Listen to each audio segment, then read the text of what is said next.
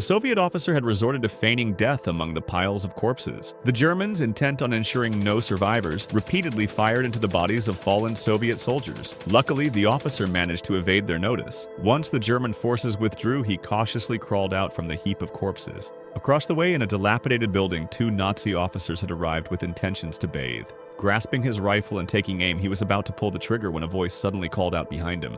It turned out he wasn't the only one pretending to be dead. The soldier warned that firing recklessly would easily expose their position, but the officer ignored this advice. As he aimed at the enemy and pulled the trigger, he realized there were no bullets left. "Comrade Political Commissioner," the soldier whispered softly, "please give me your rifle." He then loaded his own 5 remaining bullets into the chamber. The officer took the rifle and began to aim but seemed uncertain of his shot.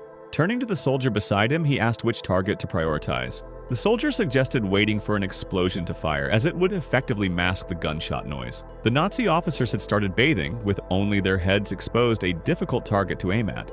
The Soviet officer turned to the soldier and asked if he knew how to shoot. With a reserved reply of just a little, the officer handed over the rifle.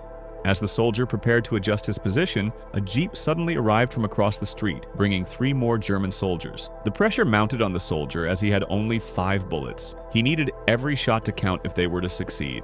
First, he observed the enemy's positions and waited for an aerial supply drop. Taking advantage of the moment, he aimed at the bald-headed officer and fired, taking him down with a single shot. The next officer noticed the body but hadn't fully registered what was happening when another bullet hit him square in the forehead. The infantrymen quickly dropped to the ground on alert. Then a third shot claimed another life. As the infantryman reached for a grenade, he met his end before even removing the pin. The last remaining German officer tried to flee. The soldier stood up and took aim.